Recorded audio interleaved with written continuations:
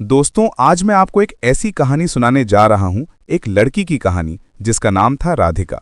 राधिका एक middle class घर की बेटी थी, सपनों से भरी, चंचल और हंसमुख। लेकिन उसमें एक बुरी आदत थी, एक ऐसी आदत जिसने उसकी जिंदगी बदल दी। ये आदत थी खाने की बर्बादी करने की। जहां भी जाती, थाली में खूब सारा खाना लेती। पहले तो पूरे शौक से खाती, लेकिन आधा खाना हमेशा बचाकर कचरे में फेंक देती। उसकी माँ लाख समझाती। माँ कहती, बेटा थोड़ा ही खाना लिया करो, खाना बर्बाद मत किया करो, बहुत लोग भूखे सोते हैं, तुम अब बड़ी हो गई हो, समझदार बनो। लेकिन राधिका हंसकर कहती, माँ दोबारा मत समझाना, जो मन होगा उतना लूंगी, बचा तो डस्टबिन है ना। माँ उदास हो जाती, लेकिन राधिका पर कोई असर नहीं होता। धीरे धीरे ये उसकी पहचान बन गई। कॉलेज की कैंटीन हो, पड़ोसी की दावत हो या कोई शादी, हर जगह वही कहानी। राधिका थाली में खाना भर भर लेती, थोड़ा खाती और बाकी फेंक देती। लोग धीरे धीरे नोटिस करने लगे। कई बार नजरें उठीं, कई बार बातें हुईं, लेकिन राधिका पर फर्क ही नहीं पड़ा। उसके लिए यह सब मजाक था। अब सुनिए असली मोड़। पड़ोसी के घर शादी थी, ढोल नगाड़े बज रहे थे, मेहमान खाना खा रहे थे और खुशियों का माहौल था। राधिका भी पहुंची। जैसा कि उसकी आदत थी, उसने प्लेट में ढेर सारा खाना भर लिया, थोड़ा सा खाया और आधा लेकर डस्टबिन की तरफ बढ़ गई। तभी एक बुजुर्ग आवाज आई, बिटिया इतना अच्छा खाना है, इसे क्यों फेंक रही हो। राधिका पलटकर बोली, ये खाना अच्छा नहीं है, इसलिए फेंक रही हूं। वो बुजुर्ग शादी वाली लड़की के पिता थे। उन्होंने दुखी होकर कहा, बिटिया ये खाना मेहनत से बना है, मेहनत की कमाई से आया है, अगर पसंद ना था तो कम लेकर चेक कर लेती, अच्छा लगता तो और लेती। भीड़ इकट्ठी हो गई, लोग कानाफूसी करने लगे। तभी राधिका के पापा वहां पहुंचे और गुस्से में बोले, मेरी बेटी को मत सिखाओ, खाना अच्छा नहीं था तो फेंकेगी ही, कौन खाए अच्छा घटिया खाना। उसके शब्दों ने शादी का माहौल बिगाड़ दिया। लोग चुप हो गए और शादी के दिन का रंग फीका पड़ गया।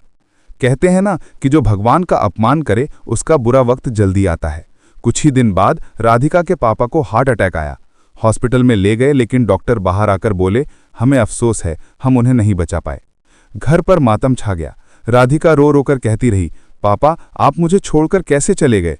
लेकिन अब घर में कमाने वाला कोई नहीं था। छोटा भाई नाबालिग था और माँ बीमार रहती थी। राधिका नौकरी खोजने निकली, लेकिन हर जगह से जवाब मिला, अभी जगह नहीं है, बाद में आना। अब हालत ऐसी हो गई कि घर में खाने के लिए पैसे नहीं बचते थे। राधिका और उसका परिवार भूखे सोने पर मजबूर हो गया।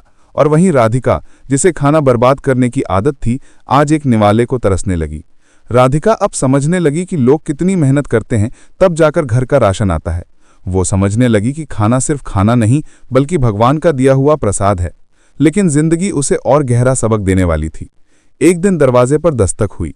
दरवाजा खोला तो वही लड़की और उसके पापा खड़े थे, जिनकी शादी में राधिका ने हंगामा किया था। उनके हाथ में राशन का थैला था। उन्होंने कहा, बिटिया हमने आपको माफ कर दिया, ये राशन रख लो, अगर और जरूरत हो तो हमें बताना। ये सुनकर राधिका फूट फूट कर रोने लगी। उसने कहा, चाचा जी मैंने आपका दिल दुखाया, मैंने खाना बर्बाद किया, मैंने घमंड किया, मुझे माफ कर दीजिए। चाचा ने उसका सिर सहलाया और बोले, बिटिया भगवान वही है जो अपनी गलती मान ले, तुमने मान लिया, यही काफी है।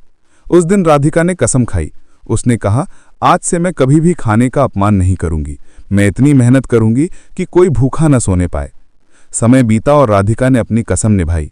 उसने एक एनजीओ शुरू किया, जहां शादी ब्याह या पार्टियों में बचा खाना गरीबों तक पहुंचाया जाने लगा।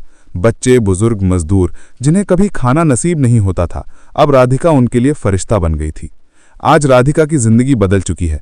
वो हर किसी से यही कहती है, थाली में बचा खाना किसी की भूख मिटा सकता है, इसे डस्टबिन में मत डालो, इसे किसी जरूरतमंद तक पहुंचाओ। दोस्तों, ये कहानी सिर्फ राधिका की नहीं, बल्कि हम सब की है। हम सब कभी ना कभी थोड़ा बहुत खाना फेंक देते हैं, लेकिन जरा सोचिए, वो एक निवाला किसी भूखे की जान बचा सकता है।